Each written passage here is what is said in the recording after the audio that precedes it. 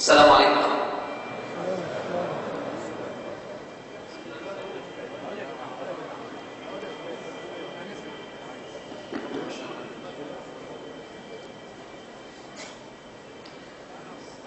بسم الله الرحمن الرحيم. الحمد لله رب العالمين، والصلاة والسلام على رسول الله صلى الله عليه وسلم.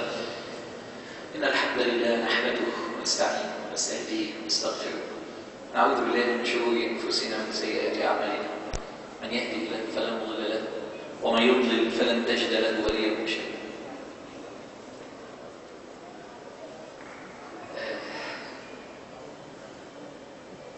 أحيانا يصعب الكلام. لا إله إلا الله، لا إله إلا الله. الحقيقة حسنينكم هي مش محاضرة، هي ذكريات جميلة ومعاني كبيرة. من 9 سنين أنا كنت موجود في هذا المسجد، كنت بلتقي أسبوعيا مع الشباب، وفي رمضان كل يوم مع الشباب. كنا ألفات، ومن 9 سنين لم أدخل هذا المسجد إلا اليوم.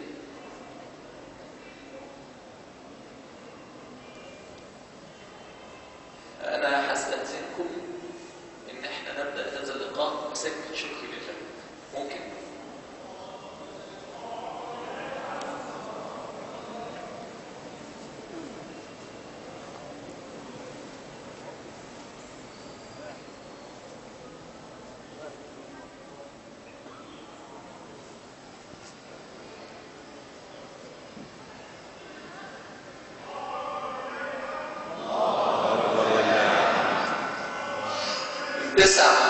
تسع سنوات لم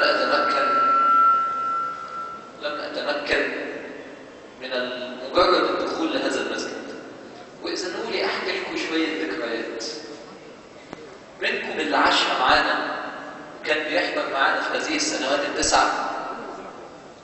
ومنكم شباب ما حضرهاش لكن موجود النهارده. الحتة دي في المسجد كانت بتسقط علينا ميه، كان بتنزل علينا الميه، فكنا نقول لاخواننا في رمضان يا جماعه ابتعدوا عن الحته دي علشان المطر بتنزل منها، لان السقف كان لسه لم يستكمل. سبحان من اتم وعلى وكبر.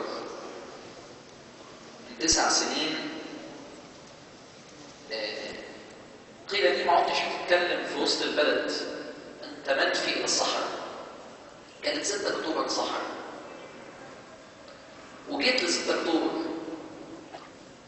وكان فاضل على رمضان اسبوع. وانا الحقيقه انا بحكي لكم الذكريات دي ليه؟ من القوي العزيز العظيم؟ الله. من الذي يستجيب الدعاء؟ من يجيب المضطر اذا دعا؟ من الذي قال وعزتي وجلالي لانصرنك ولو بعد حين؟ من ملك الملك؟ أنا بحكي تسموها ذكريات، لكن تقدروا تسموها هو الله. عايز تحب ربنا اسمع لهذه الذكريات. كنا في رمضان سنة 2000 أو سنة 1999، وقبل رمضان بأسبوع فوجئت ليس لي مكان في القاهرة أتكلم فيه. فأين سأتكلم؟ قيل لي روح للصحراء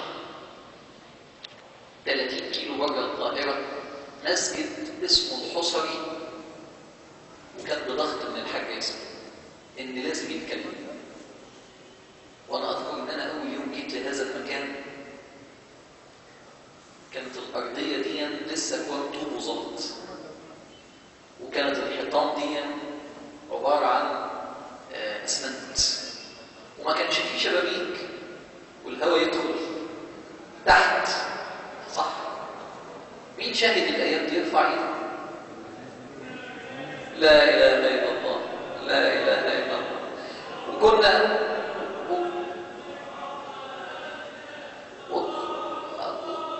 الله يكرمك ويرحمك، كنا بنصلي تحت من غير شبابيك، ما كانش فيه سلالم لسه مش مبنيه، ما كانش فيه كهرباء، ما كانش فيه ميكروفون، ما كانش فيه حمامات، وفضل على رمضان اسبوع.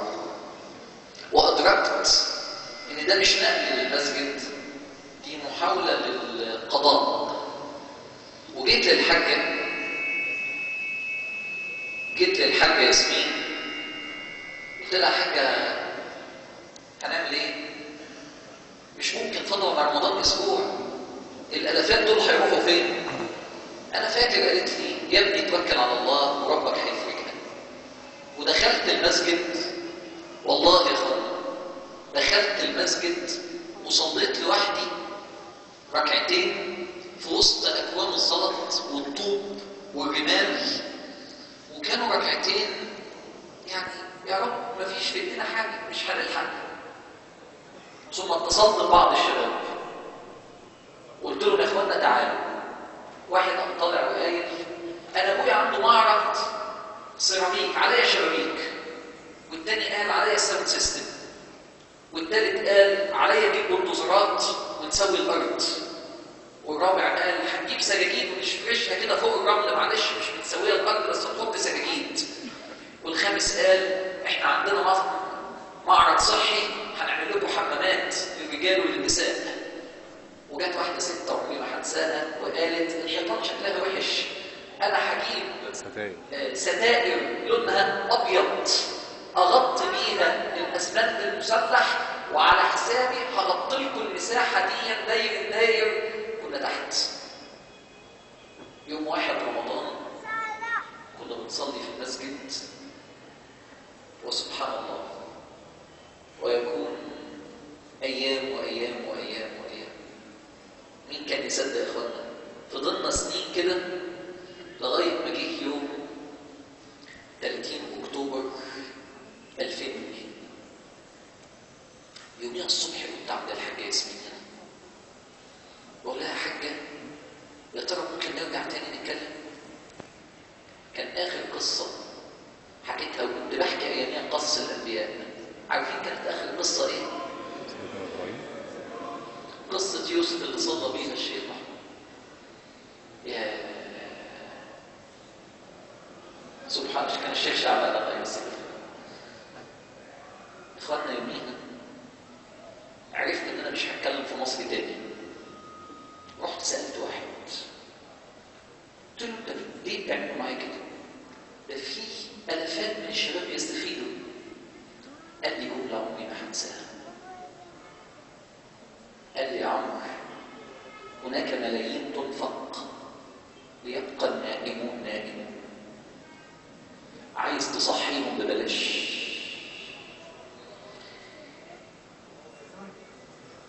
وسبت مصر سنة 2002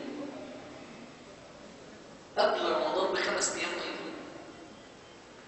وبعد ما كنا بنصلي سوا 30 و40 ألف في رمضان التاني كنت بصلي في أوضة لوحدي في شقة صغيرة في لندن لوحدي، وأقول سبحان الله السنة اللي فاتت وسط 40,000، والسنة دي تصلي التراويح لوحدك في أوضة لوحدك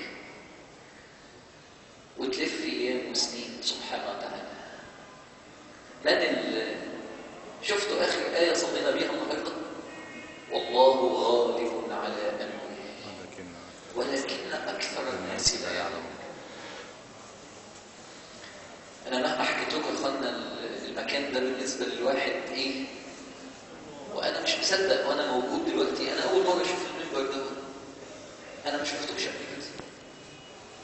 أنا ما شفتش المسجد بالجمال والعظمة دي. أنا آخر عهد بالمسجد الحيطة بتنقط مية تنزل علينا في الجنب اللي هناك. سبحانه وتعالى. مين كان يصدق ان كل ده يبقى؟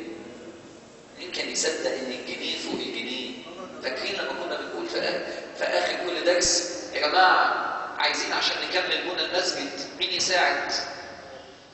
انا بقول للست العظيمه دي الحاجه ياسمين الله يكرمك ويعزك ويجزيك الخير، وقفتي وقفه 100 راجل 100 راجل تخاذل وقال لي انا اسف يا ابني ما اقدرش اعمل لك حاجه، شوف حد يقف جنبك.